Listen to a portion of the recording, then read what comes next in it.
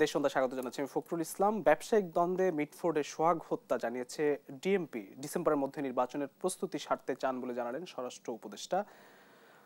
রাজনীতিতে অস্থিরতা এই শিরোনামে কথা বলতে আমার সঙ্গে স্টুডিওতে উপস্থিত আছেন জনাব শামসুজ্জামান দুদু, ভাইস চেয়ারম্যান বিএনপি, এবং যুক্ত হবেন আমিরুল ইসলাম কাগজি, সিনিয়র সাংবাদিক।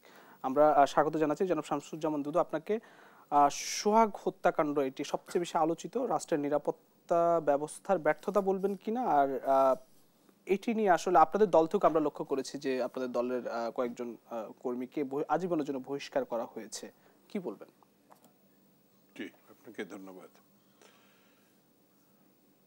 এটা এতই নির্মম এবং পৈশাচিক মিটফোর্ডের যে ঘটনাটি সোশ্যাল মিডিয়াতে প্রচারিত হওয়ার আগ পর্যন্ত এত বড় নির্মম পৈশাচিক ঘটনা ঘটতে পারে বাংলাদেশের মতো জায়গায়, এটা আমার বোধগম্যর বাইরে ছিল। লক্ষণীয় ব্যাপার যে এই ঘটনা যখন ঘটছে তখন শত শত মানুষ আশেপাশে ছিল, তাদের মধ্য থেকেও এর প্রতিবাদ তাৎক্ষণিকভাবে হয় নাই বা কেউ ওখানে ঠেকানোর চেষ্টা করেছে এমন না। দ্বিতীয়ত, ওখানে আনসার বাহিনী ছিল, পুলিশ ছিল, তারা ছিল নীরব। এই ঘটনা যখন প্রকাশ হয়েছে তার আমি যেটা দেখলাম বিভিন্ন মাধ্যমে, এটা আরো 2 দিন আগের ঘটনা, প্রকাশ হয়েছে 2 দিন পরে। অর্থাৎ এই 2 দিনের মধ্যে প্রশাসন কিন্তু কোনো মামলা বা কোনো উদ্যোগ নেয় নাই, মানে কাউকে গ্রেপ্তার করা, কারণ তাদের চোখের সামনে এটা সংঘটিত হয়েছে। আমার কাছে মনে হয়েছে যে এই ঘটনা যারা প্রকাশ করছে তারা কোনো বিশেষ মহল কিনা, কারণ তাৎক্ষণিকভাবে তারা প্রকাশ করেনি। কারণ আমরা জানি সোশ্যাল মিডিয়াতে ম্যাক্সিমাম অনেকটা লাইভও করে, তাৎক্ষণিক তো প্রকাশ করেই, লাইভও করে, কিন্তু এটি 2 দিন পরে হয়েছে। এবং 2 দিন পরে হওয়ার পরে যে ধরনের প্রতিবাদ, তার ভাষা, তার অশ্লীলতা, অবশ্যই যে কোনো হত্যাকাণ্ডের প্রতিবাদ হওয়া দরকার, সর্বমহলে হওয়া দরকার, কিন্তু তার একটি ভাষা থাকে। কিন্তু এই ভাষাটা আমার কাছে মনে হয়েছে খুব মর্মান্তিক, মানে নির্দিষ্ট করে মানে একটা দলকে টার্গেট করে করা হচ্ছে। যেমন প্রশাসনে আমরা যখন ছাত্র রাজনীতি করেছি, সেই সামরিক বাহিনী হোক বা কোনো রাজনৈতিক দলের সরকার হোক, দায়িত্ব কিন্তু তার আইন শৃঙ্খলা রক্ষা করা এবং অপরাধীকে তাৎক্ষণিক না হলেও তাদের গ্রেপ্তারের একটা উদ্যোগ নেওয়া। এবং স্লোগানটা হয়েছে সেই সরকারের প্রধান অথবা তার স্বরাষ্ট্র যে মন্ত্রণালয়ের দায়িত্ব থাকে তাদেরকে ঘিরে। কিন্তু এখানে আমার ঠিক জানা নেই এই সরকার প্রধানের নামে কোনো স্লোগান হয়েছে কিনা, সরকারের স্বরাষ্ট্র মন্ত্রণালয়ের ব্যাপারে কোনো স্লোগান হয়েছে কিনা, এমনকি পুলিশের বিরুদ্ধে কোনো স্লোগান হয়েছে কিনা, সেটা তো কাজ করে নাই। কিন্তু একটা রাজনৈতিক দল, সে কিন্তু এখনো সরকারে না, তার বিরুদ্ধে শুধু মানে অব্যাহতভাবে প্রতিবাদ না, তাদের অভিনন্দন জানানো হচ্ছে, তাৎক্ষণিকভাবে তার কর্মী হিসাবে যারা দাবি করছে তাদেরকে দল থেকে আজন্ম বহিষ্কার করছে। এবং সেই দলের প্রধান অনেক আগে, অর্থাৎ তারেক রহমান সাহেব এবং সেই দলের মুখপাত্র জনাব রিজভী আহমেদ বারবার করে বলেছে, মানে যে অপরাধীমূলক ঘটনা ঘটুক না কেন তার কোনো রাজনৈতিক পরিচয় নেই, তাৎক্ষণিকভাবে তার বিরুদ্ধে ধরা, গ্রেপ্তার করা, আইনের ব্যবস্থা নেওয়া। কিন্তু কোথায় যেন একটা কিন্তু আছে, সে কিন্তুটা কি আসলে? কোনো জায়গায় কোনো ঘটনা আছে। বিএনপিকে যারা টার্গেট করছে, অর্থাৎ যারা মনে করে বিএনপিকে বদনামের মধ্য দিয়ে যে গোষ্ঠীটাই এই কাজ করছে তার জনপ্রিয়তায় আঘাত করবে, তাহলে পরে তার প্রতিপক্ষের মানে বিএনপির প্রতিপক্ষের কাছে এটা যায়। প্রতিপক্ষ বলতে আসলে ওই ধরনের রাজনৈতিক দল নাই। কেউ কেউ মনে করে যে তারা ভালো করবে, এটা মনে করতেই পারে, পরিকল্পিত পারে। তো এই এই এই মনে করার গোষ্ঠী আমি তাদের নাম নাই বা বললাম, তারা এর দায়ের এই ঘটনার পরে দেখবেন কোনোভাবে যদি তাদেরকে সমালোচনা করবেন, একেবারে আপনার সোশ্যাল মিডিয়াতে অশ্লীল ভাষায় আপনাকে খুব নির্দয় নির্মমভাবে একটা ভিন্ন প্রেক্ষিত তৈরি করে আপনাকে সমালোচনা শুধু না অন্য একটা কিছু দাঁড় করানোর চেষ্টা করবেন। আপনি জেল খেটেছেন, আপনি আন্দোলনের আঘাতগ্রস্ত হয়েছেন, ক্ষতিগ্রস্ত হয়েছেন, প্রশ্ন করবে কখনো কি জেল খেটেছে, কখনো কি এই আন্দোলনে ছিল? ব্যাপারটা মনে হবে যে তারাই শুধু ছিল আর অন্য কেউ ছিল না।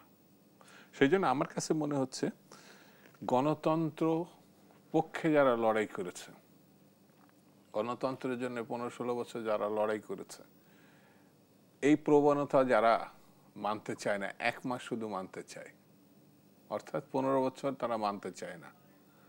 যেমন ডক্টর মোহাম্মদ ইউনূসের একটা প্রবণতা আছে, দেখবেন সে কখনোই 15-16 বছরের যে গণতান্ত্রিক আন্দোলন, তার যে শহীদ, তাদের প্রতি সে কখনো শ্রদ্ধা জানিয়েছে, তাদের ব্যাপারে উদ্যোগী হয়েছে, এটা আমার চোখে পড়ে নাই।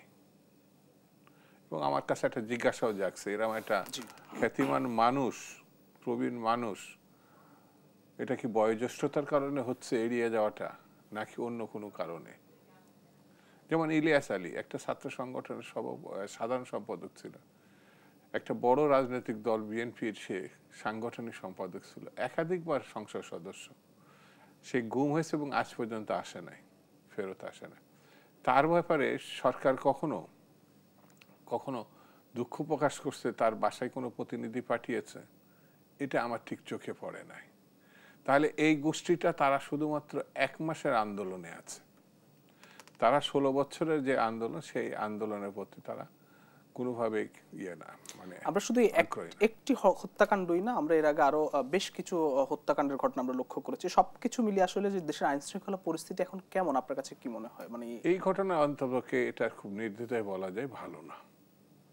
প্রকাশ্য দিবালোকে পুলিশের এবং আইন শৃঙ্খলা বাহিনীর উপস্থিতিতে শত শত মানুষের দৃষ্টির মধ্যে এই ঘটনা ঘটে যাচ্ছে, তাৎক্ষণিকভাবে কেউ এগিয়ে যাচ্ছে না, না আইন শৃঙ্খলা বাহিনী যারা অস্ত্রধারী আইন শৃঙ্খলা বাহিনীর সদস্য, না তারা, অথবা সাধারণ মানুষ, তাদের হাতে কিন্তু তারা পাথর দিয়ে অথবা ইট দিয়ে এই হত্যাকাণ্ড সংগঠিত করেছে।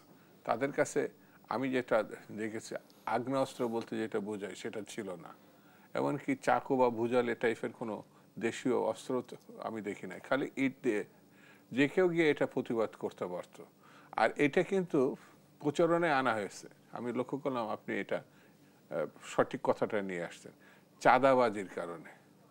এটা দুটি বিবদমান ব্যবসায়িক, মানে ছোট্ট গ্রুপের মধ্যে ব্যবসায়িক দ্বন্দ্ব, এটা আপনি সঠিকভাবে আনছেন, কিন্তু একটা মহল এটা চাঁদাবাজির ঘটনা বলে উল্লেখ করছে। শুরুতে যদি ভুল বা বিকৃতি থাকে, তাহলে পরবর্তীতে এটা তদন্ত করতে অন্যদিকে টা নিতে পারে, এটা সেইটা বিষয় না। দুটোই বিবদমান গ্রুপ যারা ব্যবসায়িক দ্বন্দ্বে লিপ্ত ছিল, তারা এটা সংগঠিত করেছে। ইতিমধ্যে 4-5 জন গ্রেপ্তারও হয়েছে এই ঘটনা প্রতিবাদ হওয়ার পরে। তা আমার কাছে মনে হয়েছে আপনাকে যদি গণতন্ত্র ফিরতে হয়, স্বৈরতন্ত্রের বিরোধিতা যেটা আপনি তাদেরকে পতন ঘটাইছেন, তাহলে অবশ্যই আইন শৃঙ্খলার যে অবনতি সেটিকে আপনার পূর্ণ প্রতিষ্ঠা করতে হবে, এছাড়া ভিন্ন কোনো পথ আছে বলে আমার কাছে মনে হয়। আর যুবদলের সভাপতি আজকে বলেছেন যে সরকার নির্বাচন পেছাতে আইন শৃঙ্খলা পরিস্থিতি নাজুক করে রেখেছে, আপনি কি তাই মনে করেন? স্বাভাবিক কারণে আমি যদি মনে করি যে নির্বাচন করতে হলে একটি সুষ্ঠু আইন শৃঙ্খলা পরিস্থিতি থাকতে হবে, তো সেটি যখন থাকবে না, তখন তো সরকারের পক্ষ থেকে ইতিমধ্যে অবশ্য আমার মনে হয় সম্ভবত তারা বলছো আইন শৃঙ্খলা পরিস্থিতি স্বাভাবিক না থাকলে সুষ্ঠু নির্বাচন করা খুব কঠিন, এটা আমার মনে হয় ইতিমধ্যে তারা এই কথাটা বলছে। তা আমার মনে হয় যে সুষ্ঠু আইন শৃঙ্খলা পরিস্থিতি রক্ষা করা, প্রতিষ্ঠা করা, এটি যখন সম্ভব না হবে, অথবা উদ্যোগ থাকলে এটা সম্ভব হতো, তারপরও যখন সেই উদ্যোগটার অভাব থাকবে তখন তো আমি যুব দলের সভাপতি যে কথা বলেছে তার সঙ্গে তো আমি ভিন্ন মত পোষণ করতে পারছি না। সে তো ঠিকই বলেছে, পরিকল্পিতভাবে কোনো না কোনোভাবে অস্থিরতা জিয়ে রাখা হচ্ছে, আইন শৃঙ্খলা ব্যবস্থাটাকে প্রশ্নের মুখে রাখা হচ্ছে। সরকার সামর্থ্য আছে, পুলিশ আছে, আপনার মাঠে কিন্তু সেনাবাহিনীও আছে স্ট্রাইকিং ফোর্স হিসাবে। এর ভিতরে কি করে এই ঘটনা ঘটে? আনসার বাহিনী আছে, নির্দয় নির্মমভাবে তো গুলি করবে প্রয়োজনে। এই এই এই ছেলেটিকে যখন হত্যা করছে এখানে পুলিশ ছিল, পুলিশের বাধা যদি তারা না আমাদের গুলি করবে। এই অপরাধীদেরকে অ্যারেস্ট কি সেই সময় তাৎক্ষণিকভাবে ব্যবস্থা নিতে পারত, সে যে দলেরই হোক না কেন। কিন্তু এরপরও তারা কোনো ব্যবস্থাই নেয়নি। তাহলে আমি যদি মনে করি যে ওই যে যুব দলের সভাপতি যেটা বলেছে, পরিকল্পিতভাবে এই বিশৃঙ্খলা সৃষ্টি একটি গোষ্ঠী স্বার্থোদ্ধারের জন্য করছে, অর্থাৎ নির্বাচনকে পিছানোর জন্য করছে, এটা অমূলক না তো। ধন্যবাদ। আমি আমাদের সঙ্গে যুক্ত হয়েছেন আমিরুল ইসলাম কাগজি, সিনিয়র সাংবাদিক, আপনাকে স্বাগত জানাচ্ছি। আমি আপনার কাছে আসি যে সোহাগ হত্যাকাণ্ড, মিটফোর্ডের যে হত্যাকাণ্ডটি, ডিএমপি বলেছে যে ব্যবসায়িক দ্বন্দ্বে মিটফোর্ডে হত্যাকাণ্ডের ঘটনাটি ঘটেছে, দায় আসলে কাকে দিবেন? এটা একটা হত্যাকাণ্ড, জি, প্রথমেই ধরে নিতে হবে যে এই হত্যাকাণ্ড এবং যে নির্মম হত্যাকাণ্ডটা দেখানো হয়েছে টেলিভিশনে, তারপরে সোশ্যাল মিডিয়ায়, সমস্ত জায়গায় আমরা যেভাবে দেখেছি, তো নিখুঁত ভিডিও করা হয়েছে সেটাও দেখলাম। তারপর এক জায়গায় তাকে ধরে নিয়ে যাওয়া হলো, তারপর মারা হলো, বাইরে নিয়ে আসা হলো। ব্যবসায়িক দ্বন্দ্ব হলে পরে কি এইরকম ব্রুটালি একজন মানুষকে খুন করা যায়? পাথর দিয়ে মারছে, মারার পরে আবার তার উপরে যে লাফালাফি করছে, এটা এটা মানে এই সময়কে আমরা কল্পনা করতে পারি? এটা কখনোই সম্ভব না। এবং এই হত্যাকাণ্ডটা দেখে আমার মনে হয়েছে কোনো না কোনো পক্ষ থেকে বাংলাদেশের যে এখন পরিস্থিতি, সেই পরিস্থিতিরই ঘোলাটে করার একটা ষড়যন্ত্র বা পায়তারা চলছে কোনো না কোনো পক্ষ থেকে। এখানে দেশি বিদেশি আন্তর্জাতিক অনেক ষড়যন্ত্র থাকতে পারে। আমার কাছে এই একই দিনে আমরা যখন এই ঘটনাটা দেখছি, তখন একই দিনে খুলনাতেও যুবদলের এক বহিষ্কৃত নেতা, তাকেও কিন্তু গুলি করে মারা হয়েছে এবং পরবর্তীতে তার মৃত্যু নিশ্চিত করার জন্য তার পায়ের রগ পর্যন্ত কেটে দেওয়া হয়েছে। হ্যাঁ, এবং এই তার হত্যাকাণ্ডটা তার দেখানো হচ্ছে না, এবং ওইটাকে আবার চাপা দেওয়ার মতোই একটা ঘটনা এখানে। এই ঘটনাটা ঘটেছে কবে? বুধবার রাতে। মিটফোর্ডের ঘটনাটা ঘটেছে বুধবার রাতে, কিন্তু সারা দেশে সার্কুলেটেড হয়েছে শুক্রবার। শুক্রবার কখন? যখন ওই একটা হত্যাকাণ্ড কিন্তু দুপুরবেলা হয়ে গেছে।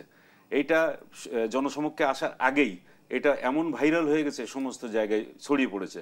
এবং এইটা নিয়ে তাৎক্ষণিকভাবে আমরা বিকালবেলা বা সন্ধ্যার দিকে বিভিন্ন জায়গায় মিছিল মিটিং করতে দেখেছি।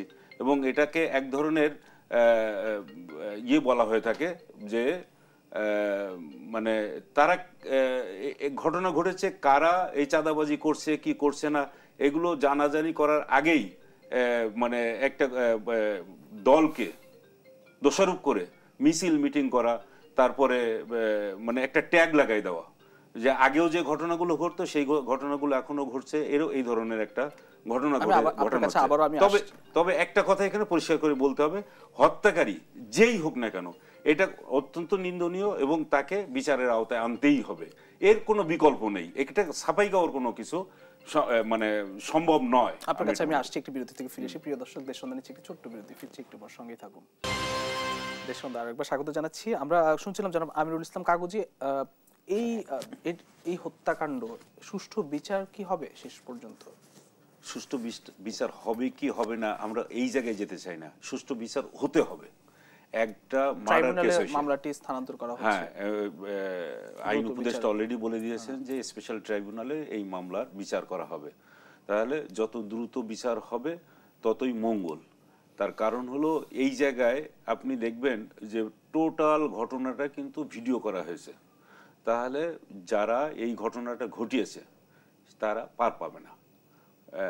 ইতিমধ্যেই র্যাবের পক্ষ থেকেও প্রেস ব্রিফিং করে বলা হয়েছে, তারপরে যুবদল, ছাত্রদল, স্বেচ্ছাসেবক দলের পক্ষ থেকে যৌথভাবে প্রেস কনফারেন্স করে সেখানে বলা হয়েছে।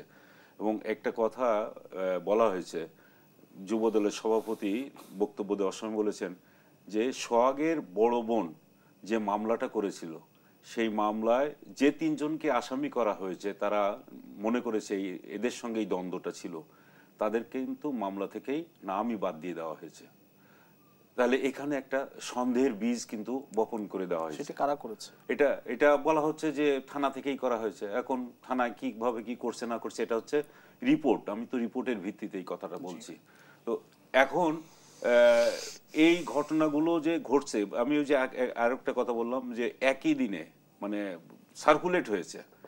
এই মিটফোর্ডের ঘটনাটা ঘটেছে বুধবার রাতে, বুধবার দিনের বেলায় বা যে কোনো এক সময় ঘটেছে, কিন্তু সার্কুলেট হয়েছে হলো শুক্রবার বিকালবেলা সন্ধ্যার দিকে।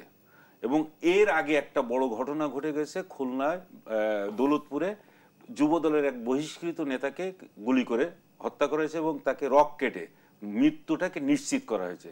এবং এই যে ছেলেটা, যুবদলের যে ছেলে মাহবুব, সে কিন্তু কয়েকদিন আগে কুয়েটের ভিসিকে অপসারণের জন্য যে আন্দোলন সংগ্রাম হচ্ছিল, এনসিপি এবং ছাত্র শিবির, জামাত ইসলাম এরা মিলে আন্দোলন করছিল যে ওই ভিসিকে সরিয়ে দিতে হবে।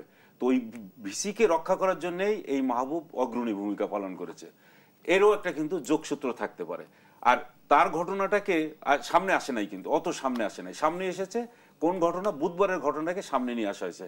আর সন্ধ্যার মধ্যে টিএসসি এবং এই শাহবাগ এরিয়া দিয়ে মিছিল বেরিয়ে গেছে। মিছিল বেরিয়েছে, এখন মানুষ বিচার চাইবে এবং পুলিশ বা সরকারের কাছে বিচার চাইবে। বিচার না চাওয়া হচ্ছে কি একটা দলের বিরুদ্ধে, একটা রাজনৈতিক দলের বিরুদ্ধে মিছিল মিটিং বেরিয়ে গেছে। তাহলে এটাও একটা এক ধরনের উদ্দেশ্যমূলকভাবে আমরা কিন্তু বিচার করতে পারি। কেননা সোশ্যাল মিডিয়ায় বিএনপি অত অ্যাক্টিভ না। সোশ্যাল মিডিয়ায় এনসিপি যেভাবে অ্যাক্টিভ, সোশ্যাল মিডিয়ায় জামাত শিবিরের লোকজন যেভাবে অ্যাক্টিভ, বিএনপি ওইভাবে না। আর অন্যান্য রাজনৈতিক দল যারা মাথা মোটা তারা কিন্তু এইভাবে সোশ্যাল মিডিয়া এত অ্যাক্টিভ না এবং এত কৌশল করে যে রাজনীতি করে এগিয়ে যেতে হবে এই ধরনের চিন্তা ভাবনাও তো মাথায় নেই। ভাবছে যে এখন যেহেতু ইলেকশন একটা সামনে আসবে, চুপচাপ থেকে ইলেকশনটাকে যদি সুন্দরভাবে সম্পন্ন করা যায়, তাহলে এখন বর্তমান বাংলাদেশের যে পরিস্থিতি, রাজনৈতিক পরিস্থিতি, সেটাতে বলা যায় যে বিএনপি খুব হাসতে খেলতে সুন্দরভাবে নির্বাচিত হয়ে আসতে পারবে। কেননা নির্বাচনের মাঠে আমরা তো একটা ভোটের হিসাব জানি, জামাত ইসলামের কত পার্সেন্টেজ ভোট, এটা তো আমাদের হিসাব আছে। আমরা 96-এর একটা তারা ইন্ডিপেন্ডেন্টলি নির্বাচন করেছে, ওইটাকেই যদি আমরা বেজমার্ক ধরি তাহলে জামাতের ভোটের পার্সেন্টেজ হচ্ছে 8.9। তো সেটা আর কত বাড়তে পারে? তাহলে এই রকম একটা সারা দেশেই তাদের ভোটের হিসাব হচ্ছে এটা। তো তারা তো চাইবেই নির্বাচনটা যত প্রলম্বিত করা যায়, তারা এটাকে সুবিধা নিবে। তার কারণ হলো এখন প্রশাসনে, তারপরে শিক্ষা প্রতিষ্ঠানের বিভিন্ন পাবলিক ইউনিভার্সিটিতে যে দেখেন ভিসি কারা বসে রয়েছে, তারপরে এই যে স্কুল কলেজ মাদ্রাসায় যে সমস্ত কমিটি করা হয় স্থানীয়ভাবে, অনেক জায়গায় দেখবেন বোর্ডের চেয়ারম্যান, কন্ট্রোলার, এই পদগুলো এক ধরনের মানে সুবিধা নিয়ে জামাত শিবিরের লোকজনই আছে। তারা কমিটিগুলো করে দিচ্ছে এমনভাবে যে তাদের লোকজনই যেন পাওয়ারে আছে অ্যাজিব। এই ঘটনাগুলো কিন্তু ঘটছে এবং তারা এখন পাওয়ার এক্সারসাইজ করার যে সুবিধাটা সেটা তারা পরিপূর্ণভাবে পালন করছে। তো এইটা থাকলেই পরে তাদের জন্য সুবিধা, তারা নির্বাচন ছাড়াই যদি সরকারি সুযোগ সুবিধাগুলো পেয়ে যায়, তাহলে কেন এই হাঙ্গামা করতে যাবে নির্বাচনের জন্য? আর নির্বাচন যেদিন শেষ হয়ে যাবে তার পরের দিন থেকে তাদের আর কোনো মানে পাওয়ার বা তাদের এই সমস্ত খুঁজে পাওয়া যাবে না। এই জন্য তারা চাচ্ছে যে নির্বাচন যে কোনোভাবেই হোক না কেন, নির্বাচনের উপরে প্রভাব পড়তে পারে এই ধরনের কোনো কিছু কাজ তারা এমনি করতে চায়। ধন্যবাদ। আমি একটু জনাব শামসুজ্জামান দুদু আপনার কাছে আবারও আসি যে রাজনীতির অস্থিরতা আসলে কবে শেষ হবে, বা অস্থিরতা দায়িত্বগুলো আসলে কারা নেবে, এই যে অস্থিরতা আমরা রাজনীতিতে লক্ষ্য করছি? এটা তো মুখ্যত সরকারের, আর সরকার সকল রাজনৈতিক দলগুলোর সঙ্গে আলোচনার প্রেক্ষিতে যে সমর্থনগুলো পাচ্ছে সেই সমর্থনটাকে কাজে লাগানো। তো সরকারের মধ্য থেকে যেমন এটা বলা হয়েছে যে যৎসম্ভব তাড়াতাড়ি তারা একটি সুষ্ঠু এবং এমনকি আমাদের প্রধান উপদেষ্টা ইতিহাসের স্মরণযোগ্য একটা ইলেকশন, ইতিহাসের সেরা একটা ইলেকশন করব। তো এটাও যদি আমি আমলে নিই এবং বাংলাদেশের স্বৈরতন্ত্রের পতনে গণতন্ত্র উত্তরণের যে সম্ভাবনা, সেটা তো নির্বাচন। তো তো এই অস্থিরতা, এই সংকট, এই যে আমাদের কাগজে ভাই যে ব্যাখ্যাটা দিলেন, মানে প্রাতিষ্ঠানিকভাবে ক্ষমতাকে গণতন্ত্রায়ন করা, একটা বিশেষ গোষ্ঠীর হাতে না রাখা, সেটা মানে উত্তরণের একমাত্র পথ হচ্ছে নির্বাচন। এটা আমি ব্যক্তিগতভাবে যেটা মনে করি, এর কোনো ভিন্ন পথ নাই। আর ভিন্ন পথই হচ্ছে ষড়যন্ত্র, ভিন্ন পথই হচ্ছে বিশৃঙ্খলা অথবা ঘোলা পানিতে মৎস্য শিকার করা। এখন যে অবস্থাটা আসছে, এই সংকটটা তৈরি হয়েছিল স্বৈরতন্ত্রের আগের যে সরকার ছিল, সরকার মানে স্বৈরতন্ত্র পতনের আগের, অর্থাৎ শেখ হাসিনা, সে গায়ের জোরে তথাকথিত এবং ইচ্ছামতো একটি নির্বাচন করত এবং নিজে নিজে ঘোষণা করত, জনগণ তাকে বিপুল ভোটাধিক্যে জয়লাভ করছে, এটাই আবার নির্বাচন কমিশন অনুমোদন দিত। তো সেই তিনটে নির্বাচনে যাদের বয়স এখন 45, 35, 38, তারা কিন্তু কোনো ভোট দিতে পারেনি। জন্মের পরে গিয়ে ভোটার হওয়ার পরে তারা সেখানে ভোট দিতে পারেনি। সেই ভোট এবং দিতে পারা না পারার যে সংকট, সেই সংকটটা এখন আমরা বহন করছি।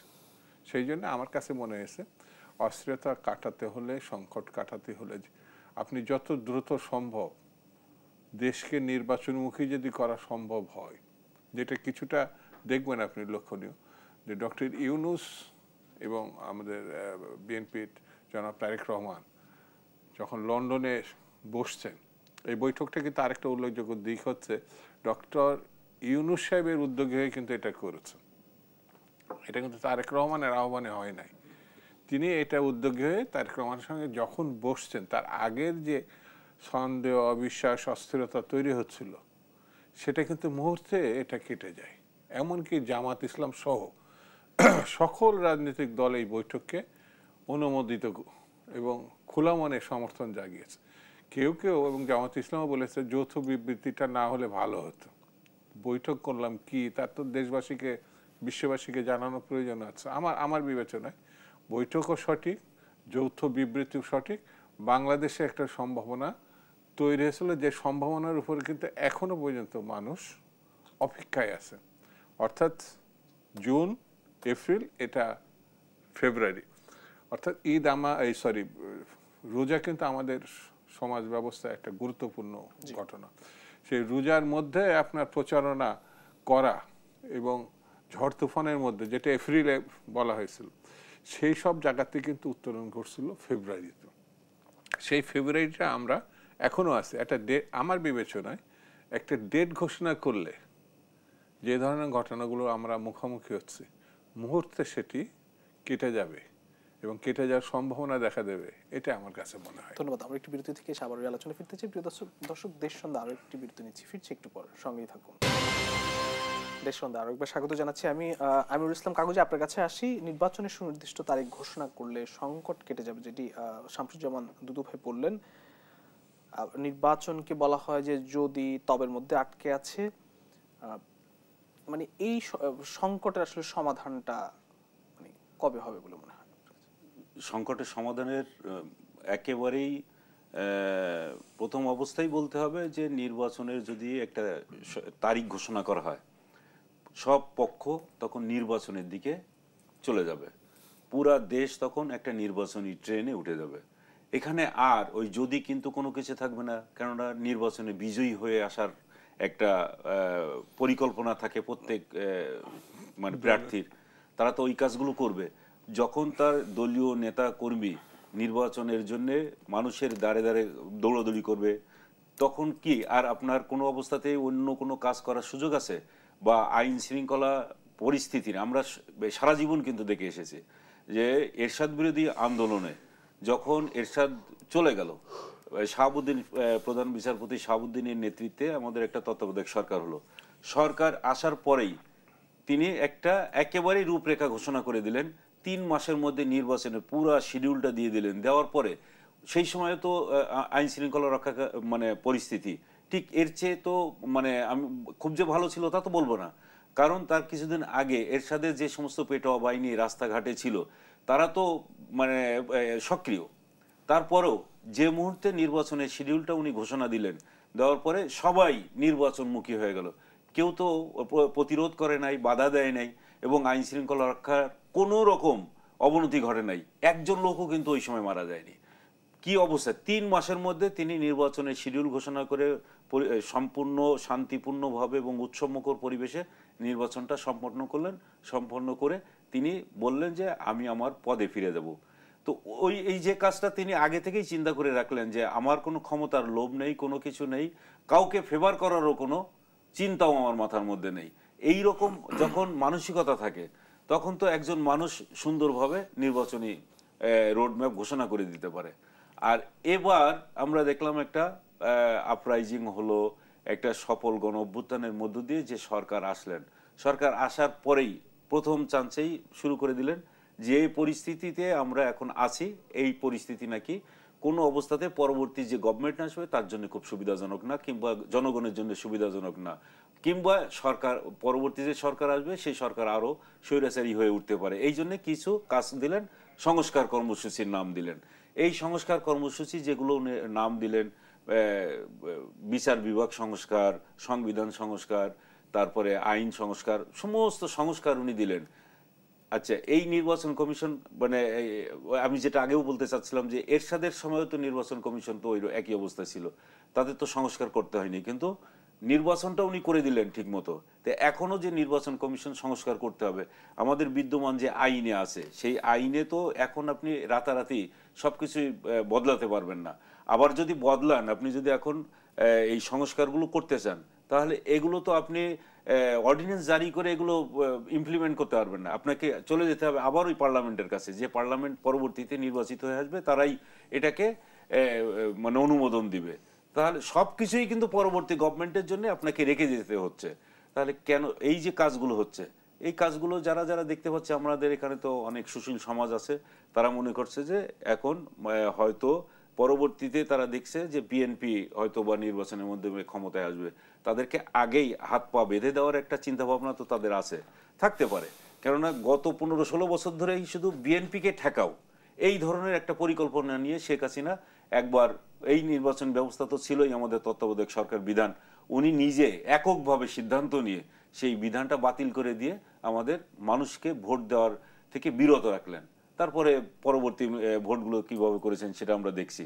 তা এখন এই যে 16 বছর ধরে একটাই উদ্দেশ্য ছিল, সেটা হচ্ছে বিএনপিকে ঠেকাও।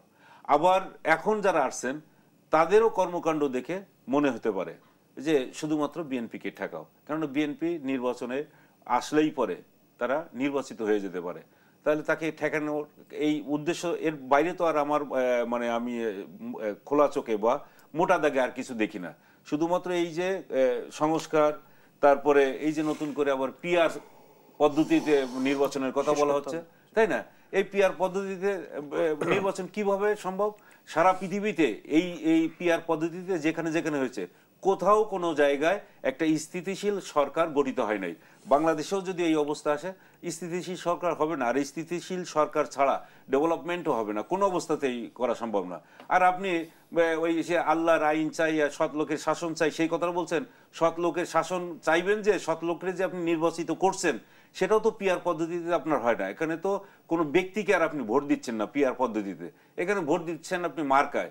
কোন মার্কায় দিচ্ছেন? আমি যেমন পাইকগাছায় যদি ভোট দেই, ক্যান্ডিডেট বা এমপি পেয়ে যাচ্ছে হয়তো চৌগাছা, এরকম একটা অবস্থা হইতে পারে। তারপরে যে লোকটারে ভোট দিলাম তারে কখনো দেখলাম না, বুঝলাম না, চিনলাম না, এরকম একটা লোকরে ভোট দিলাম, তার কতটুকু দায়বদ্ধতা থাকবে তার মানে আমার নির্বাচনী এলাকার মধ্যে? এই সমস্ত মানে কি বলবো, উটকো ঝামেলা কিছু পাকানোর জন্য একটা গ্রুপ এখন তৎপর।